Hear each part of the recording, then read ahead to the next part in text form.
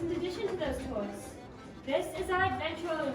It was opened to the public Mother's Day in 1988 when we discovered our sister caves, the Manitou cabins. If we had taken a left at the top of these stairs, you guys would be on a very different tour.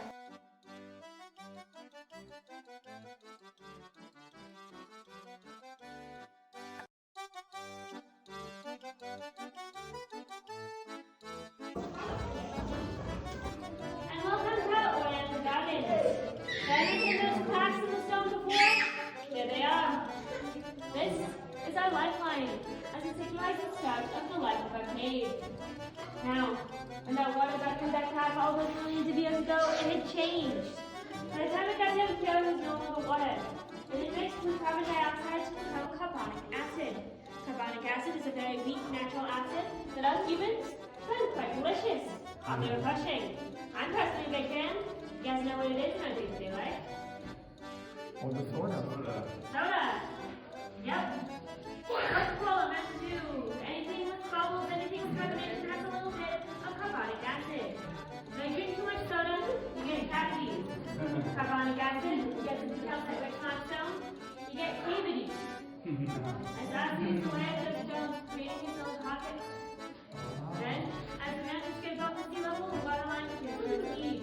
As the water goes down and down and down. So you find a pocket of air under the ground, a cave. And then formations begin to grow. Formations such as stalactites. They cling tightly to the ceiling. The cousin of the stalactite is the stalagmite. You might trip over it if you're not careful. Might. When a stalactite and a stalagmite meet in the middle, you got yourself a column, as it fits together. The side over here is known as flowstone. Flowstone is created when mineral-rich water comes through that crack without mixing with carbon dioxide. Which one is that? Just the liquid. Oh. The one, Oh. Now, as that water falls down the cave wall, it will leave behind those minerals. It will build up layer after layer after layer until it looks like the stone itself is liquid, flowing down the cave wall. Flowstone. Now we have some very unique formations in this cave. This is the longest stalactite in the entire system. At 8.5 feet long, it took 100,000 years to form. And we made a name. You guys know what we named it? We have named it the longest stalactite. Very creative. Yep. Back here is our Oriental village. You can see the temple and all the little villages down here. Now this village has itself a guardian, a protector, someone looking out for him. He's right up here, perched on this column. This is Geological column. He's such a unique formation, even compared to the formations around him.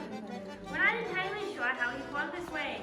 There are many theories, but the only way to figure it out would be to cut him open, break him apart and see what's inside. And we don't want to do that. We wouldn't want to leave the village unprotected, 304 degrees of dragon high, and only 53 degrees in a cave. It can be the -60 that Colorado can get, and it will still be 53 degrees in a cave. We're going to move on ahead. Like I said, we're moving back through time, so we started in the 80s. Let's go check out the 30s. Pickett's column. You guys will notice the Pickett's column is quite shiny. Does anyone know why that is? That is 50 years of human skin oil. That's what happens when you touch the cave. The original guests used to rub that for luck for their trek to the surface, which left it shiny. After all, oil is exactly what you use to polish stone. And it's dead. It won't accept any new material so long as that oil remains. There's no chemical on Earth that can remove the oil without damaging the stone more. So the chance is for that oil to go away on its own. Oil takes about 5,000 years to decay.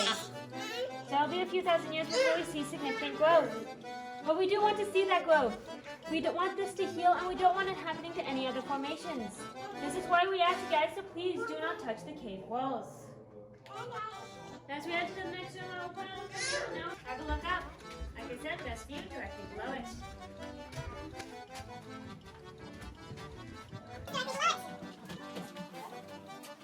This is on calcite and iron oxide. Calcite is calcium. It's the same thing your teeth are made of. It's white. Iron oxide is more commonly known as rust. That rust is a beautiful rich red color. The combination of those two is why our cave is white red or pink. That formation in particular has a lot more of that iron oxide, that rust. And so when you look up, you might see the illusion of a human heart. A giant bleeding heart. Now this is guys.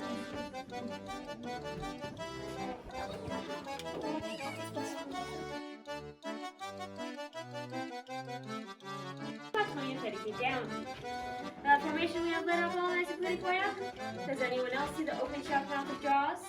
Oh yeah. Yeah, right over there, that whole room. I'm gonna turn on the lights, jaws gets a little less interesting, but everything else is much easier to see. We have a very own leaning tower of Pisa. My dancer E.T. still trying to phone home. Over here is guide lucky number 7. This is not a stalactite. This is what is known as a halactite. A halactite is any formation that goes against gravity, in this case sideways. Many theories as to how they form. Our favorite for this one is the wind theory. It's the same path over and over again, leaving behind minerals as it does so, filling out until you get a bacon, or a bacon strip, or a piece of ribbon. Now this is the largest piece of bacon in our system, which is why we call it Colorado bacon. In case any of you guys up in Texas and are thinking, well, it's a very piece of tribute to Texas bacon, here's a Texas bacon. Sentinel's real piece, not everything's bigger in Texas.